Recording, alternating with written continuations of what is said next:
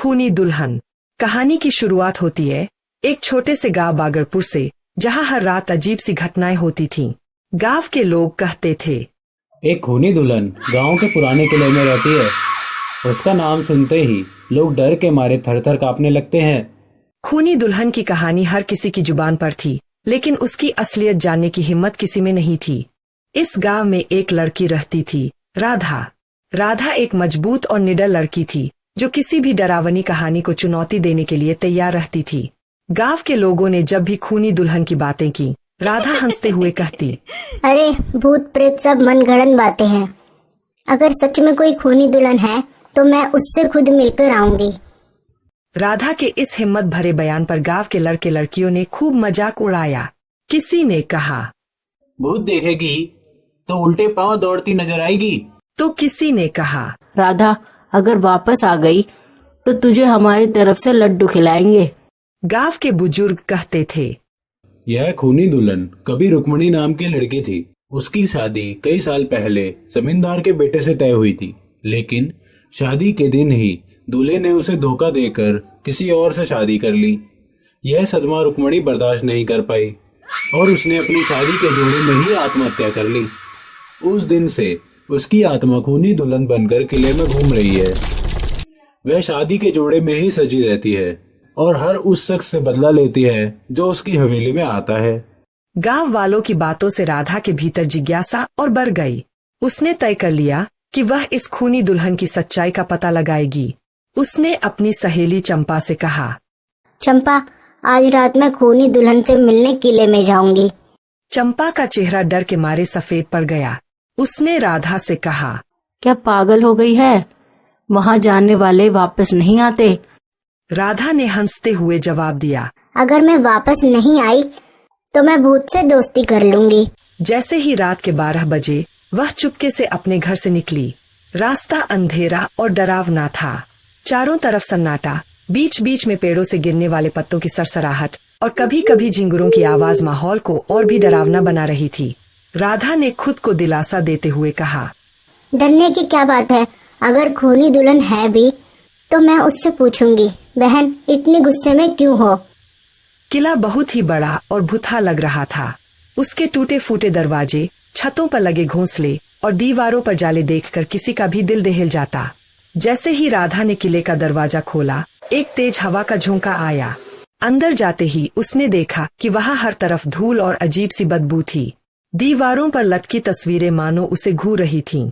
एक कोने में उसे एक पुराना दर्पण दिखा, जिसमें कुछ लिखा हुआ था, जो इस किले में आया वह लौटकर नहीं गया। राधा ने कहा, यह तो सीरियल का डायलॉग लग रहा है। चलो देखते हैं क्या होता है। जैसे ही राधा किले के बीचों बीच पहुंची, अचानक चारों तरफ से अजीब अजीब आवाजें आने लगीं।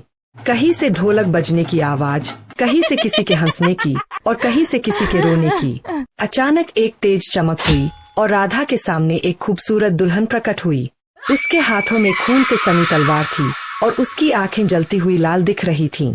राधा को देखकर उसने चीखते हुए कहा, तू कौन है और यहाँ क्यों आई है? राधा ने घबराने के बजाय मजाकिया अंदाज में कहा, मैं राधा हूँ और सुनने में आया था कि यहाँ कोई खूनी दुल्हन रहती है। सोचा तुमसे मिल लूं। वैसे शादी का जोड़ा बहुत प्यारा है। डिजाइनर है क्या? दुल्हन ने गुस्से में कहा, मजाक मत कर। क्या तुझे अपनी जान की परवाह नहीं? राधा ने जवाब दिया, देखो बहन, जान तो एक दिन सबकी जानी है, पर तुम इतनी खूबसूरत हो तो इतना गुस्सा क्यों करती हो? मैं हर उस इंसान को खत्म कर देती हूँ जो इस हवेली में आता है। अब तेरी बारी है। राधा ने कहा, अरे बहन, तुमने पहले बताया नहीं कि यहाँ आने का टिकट चाहिए। वैसे तुम्हारे साथ कुछ दर्दनाक हुआ होगा। बताओ, मैं तुम्हारी मदद करूंगी। दुल्हन का चेहरा नरम पड़ने लगा। उसने कहा, मुझे मेरे प्यार ने धोखा दिया था, इसलिए मैं हर इंसान से बदला लेती हूँ। राधा ने मजाकिया लहजे में कहा, बहन, बदला लेना छोड़ो और अपने लिए एक अच्छा भूतिया लड़का ढूंढो।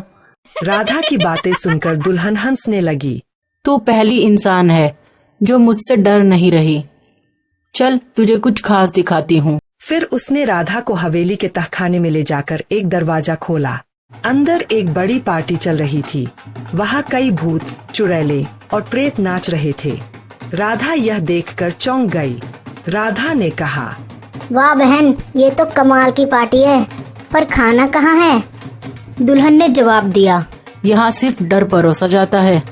राधा ने कहा, चलो, डर तो खाया नहीं जाता, पर तुम सच में प्यारी हो। चलो तुम्हारा मेकओवर करती हूँ। राधा ने दुल्हन को समझाया कि उसे अपने अतीत को भूलकर आगे बढ़ना चाहिए।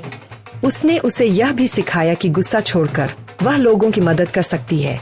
दुल्हन ने राधा की बात मान ली और कहा, तूने मुझे सच्चा दोस्त बनकर दिखाया। अब मैं खूनी दुल्हन नहीं बल्कि खुश दुल्हन बनूंगी। राधा जब गांव लौटी तो सबने उससे पूछा, क्या हुआ? खूनी दुल्हन ने तुझे कुछ किया तो नहीं? राधा ने मुस्कुराते हुए कहा, अरे वह तो मेरी पक्की सहेली बन गई है। अब अगर किसी को डर लगे तो मेरे पास आना, मैं उसे समझा दूंगी। गांव के लोग चौंक गए, लेकिन अब हवेली से कोई डरावनी कहानी नहीं आई। राधा ने अपनी समझदारी और मजाकिया अंदाज से खूनी दुल्हन को बदल कर रख दिया।